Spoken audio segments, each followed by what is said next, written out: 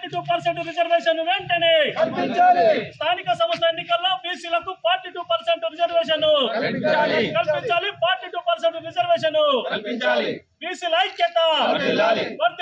బీసీల ఐక్యత బీసీల ఐక్యత బీసీల ఐక్యత మనమెంతో మనకంత మనమెంతో మనకంత మనమెంతో మనకంత బీసీల ఐక్యత వర్ధిల్లాలి. బీసీల ఐక్యత స్థానిక సంస్థ ఎన్నికల్లో 42% రిజర్వేషన్ వెంటనే స్థానిక సంస్థ ఎన్నికల్లో 42% రిజర్వేషన్ వెంటనే జేఏసీ పిలుపు మేరకు బీసీ సంఘాల ఆధ్వర్యంలో ఈరోజు ఎంఆర్ఓ గారికి వినతి పత్రం ఇవ్వడం జరిగింది.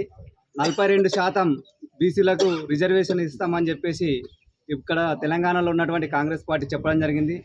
60% ఉన్న బీసీలకు 42% ఇవ్వాలని చెప్పేసి మేమందరం కూడా డిమాండ్ చేయడం జరుగుతుంది.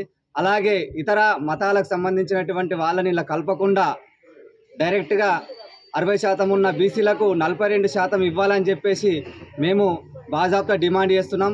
మేమంతా బీసీలం ఏకమై ఈరోజు ఇక్కడికి రావడం జరిగింది. అలాగే ఈ యొక్క రిజర్వేషన్ ముంగడికి కొనసాగించకపోతే మేమందరం కూడా రోడ్డెక్కి పెద్ద ఎత్తున ధర్నాలు చేయడానికి మేమందరం కూడా వెనుకాడం. ఇది గమనించుకొని కాంగ్రెస్ పార్టీ చిత్తశుద్ధితోని బీసీలకు అన్యాయం జరగకుండా బీసీలకు మద్దతుగా, ఎందుకంటే రానున్న స్థానిక ఎలక్షన్లు ఉన్నాయి. ఈ ఎలక్షన్లలో అత్యధిక సీట్లు బీసీలకు వచ్చే విధంగా ఈ యొక్క 42%ని ఇవ్వాలని చెప్పేసి మేము దర్పల్లి మండల హెడ్ క్వార్టర్లో డిమాండ్ చేయడం జరుగుతుంది. జై బీసీ, జై బీసీ. ఈరోజు దర్పల్లి మండల్లో ఎంఆర్ఓ ఆఫీస్ వద్ద ఎంఆర్ఓ గారికి ఒక వినతి పత్రం ఇచ్చాము.